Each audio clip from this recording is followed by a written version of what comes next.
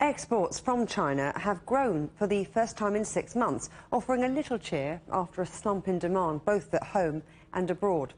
November's export data beat expectations, growing 0.5% year-on-year, the first positive reading since April. It compares with a fall of 6.4% in October. However, November's imports fell just over 0.5 percentage point to around $223 billion, dashing forecasts that more goods would enter China following on from October's numbers. Marc Ostwald is Chief Economist and Global Strategist at ADM ISI. Good to see you again, Marc. Well, this was quite unexpected. What do you make of the numbers? Well, I think there's a sort of couple of elements to it. On the export side, yes, the expansion is welcome, but on the other hand, a lot of it is actually due to base effects.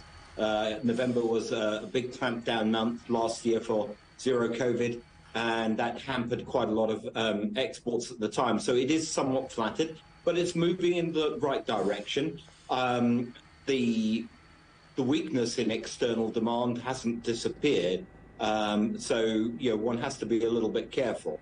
On the import side, it was primarily actually driven by oil imports. Now, when one considers that oil imports have been, I think in October, up 11% year-on-year, despite the so-called weakness in the Chinese economy, relative weakness relative to expectations, the fact that they dropped off is not really a great surprise because they've been running so strongly. Secondly, it's also a function of price, remembering the fact that the prices for November reflect where we were at the end of September. So there was quite a big spike in oil prices at the time, which would have probably made a lot of Chinese buyers pull back. So there are still challenges at home and also abroad. I'm wondering why the export picture is so different, though, when you compare the US figures to the Europe numbers.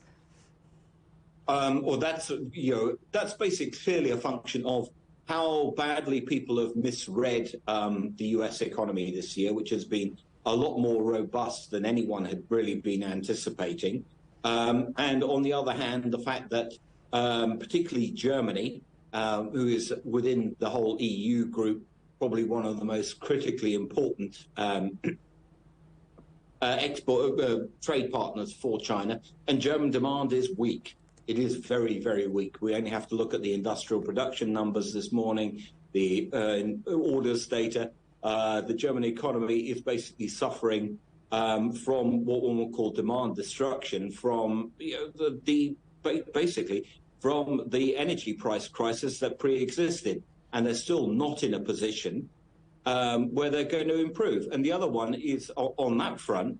Also, you were talking about EVs earlier. Germany is basically lagging very badly behind China in that production. German auto companies should be doing a lot better than they are, even though that's benefiting Chinese automakers. So that if you look at those numbers, yes, exports of electric vehicles and toys, not a big surprise there that they were high for China. Imports of rare earths doubled. So it seems that China's betting on high tech for growth.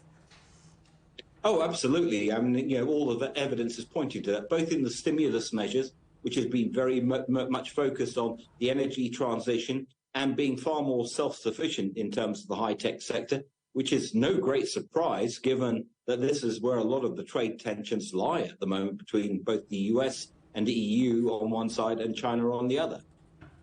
Marc Ostwald, thank you very much.